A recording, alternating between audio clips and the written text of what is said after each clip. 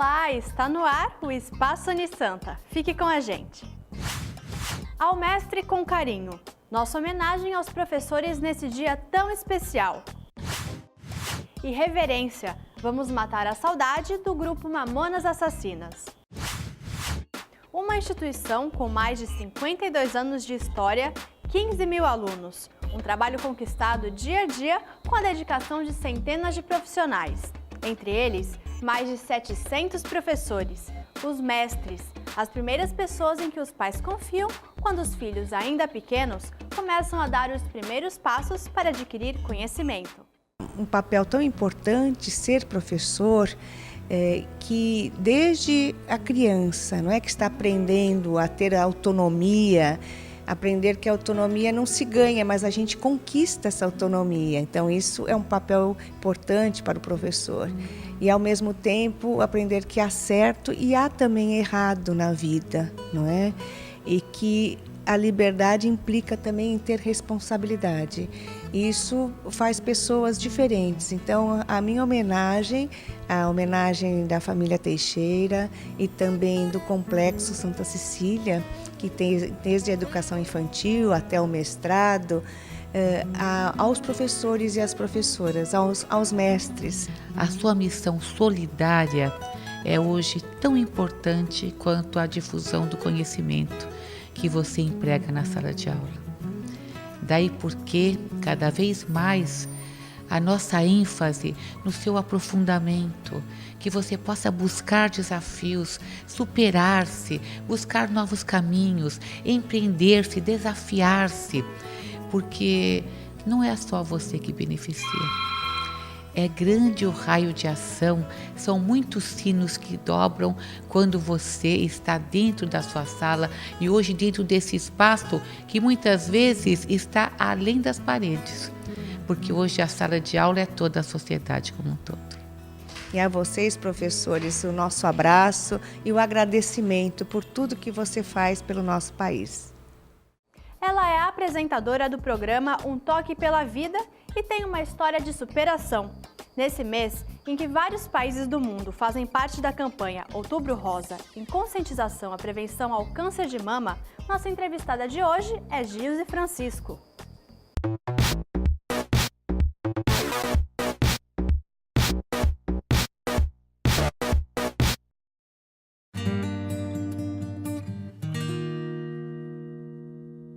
Na época que eu tive o câncer de mama, existiam muito poucas mulheres abaixo dos 40 anos que desenvolviam a doença, que eram reconhecidamente portadoras de um câncer de mama.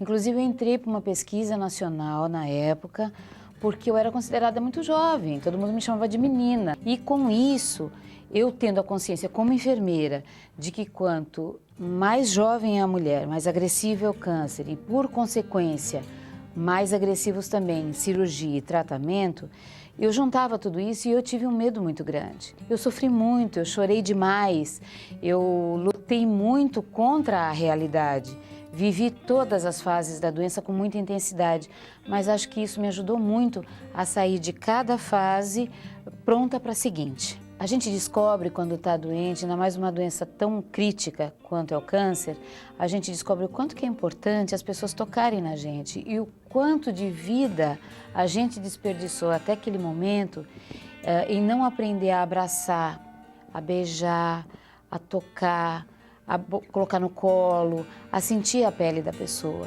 E a gente fica carente disso e a gente se descobre gostando de ser tocada, gostando que alguém passe a mão no nosso cabelo ou na careca, né? Porque eu fiquei careca também, então mesmo na careca vale a pena. Quando eu terminei a quimioterapia, eu já terminei com um peso muito acima do que eu tinha começado.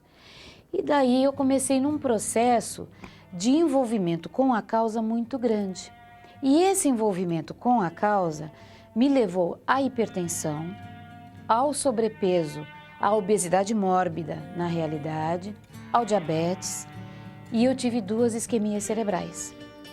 Então, tudo isso somado, eu vi que eu tinha me livrado do câncer e ia acabar morrendo de um infarte, de um AVC, de uma outra patologia que não tinha nada relacionado à oncologia. E eu resolvi, então, tomar uma atitude mais drástica, porque era muito peso a ser perdido.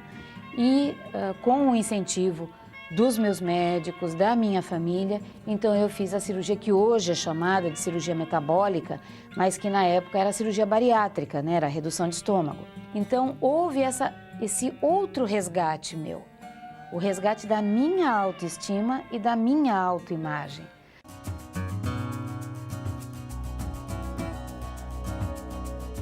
Eu comecei agregando a minha experiência como enfermeira e a minha experiência pessoal, aquilo que era o diferencial, aquilo que eu não sabia como enfermeira e que eu passei a saber enquanto uma enfermeira que teve câncer. Então eu agreguei essas duas partes e comecei a traçar metas e objetivos para o Instituto. Então eu não queria um grupo de apoio. O grupo de apoio é uma coisa muito efêmera, ele acontece uma vez por semana, às vezes uma vez por mês, a pessoa vai lá, sentam várias mulheres, cada uma expõe o seu problema, e aí eu me questionava assim, como é que eu sei que todas aquelas mulheres que estão se abrindo, estão abrindo o coração, que estão de peito aberto numa roda de conversa, falando com mulheres estranhas, até que ponto ela pode confiar na outra e saber que essa outra não vai sair contando a história dela, o nome dela, o marido fez aquilo, o filho é assim, a família é assado. Como é que isso vai acontecer? Então eu defini de cara que não haveria grupo de apoio, que não seria um grupo de apoio. Aí daí aconteceu que eu defini que seria uma casa com suporte. E qual seria o suporte oferecido? Então eu tinha duas fisioterapeutas recém-formadas que tinham me procurado para fazer o TCC. E aí essas fisioterapeutas já passaram a fazer parte do Instituto. Aí no começo, quando eu fazia o cadastramento, eu já dava as orientações jurídicas, até que apareceu uma advogada. Aí ela passou a dar a orientação jurídica. E aí começaram a aparecer voluntários que se propuseram a prestar o seu serviço, a doar o seu tempo, que é muito valioso. Às vezes as pessoas não dão o valor ideal e correto para o voluntário. O voluntário é uma pessoa rica, porque eles doam tempo, eles doam a sua expertise, eles doam o seu conhecimento, a sua experiência em tudo aquilo que eles conseguiram agregar nos anos de experiência numa causa onde eles não estão ganhando nada. Quer dizer, a gente acha que não, mas na realidade estão ganhando muito, né? Eles repetem muito o que eu falo, cada uma é um livro diferente, cada uma é uma história de vida, cada uma é um aprendizado.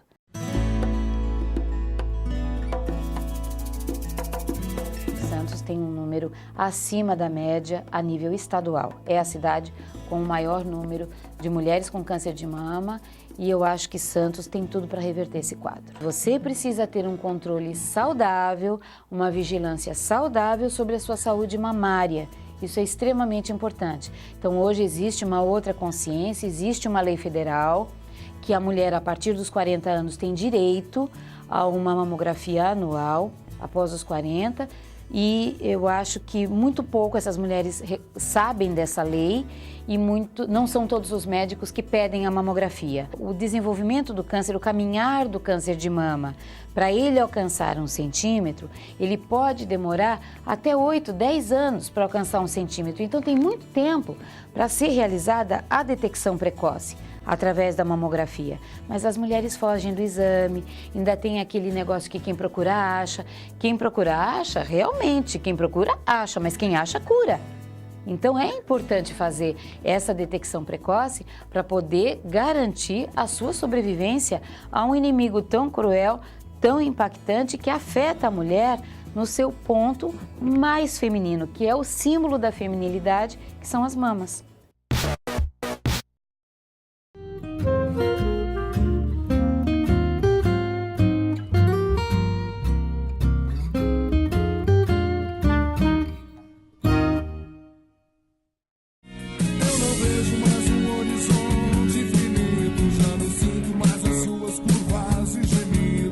Quem não conhece, ouve esse som do que eu quero tanto dizer.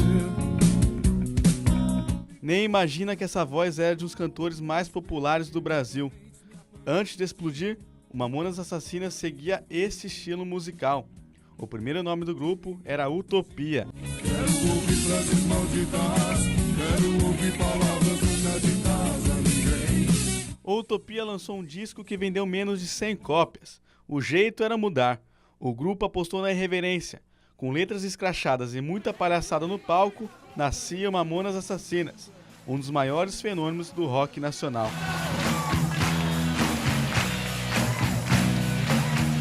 Pelados em Santos. Mina, seus cabelos é da hora, seu corpo é um violão, meu docinho de coco tá me deixando louco. Robocop gay. Um tanto quanto másculo, ai com M maiúsculo, vejam só os meus músculos, que com amor cultivei. Foram inúmeros hits. Eles tocavam mais de 8 vezes por semana. O Brasil inteiro cantou Mamonas Assassinas.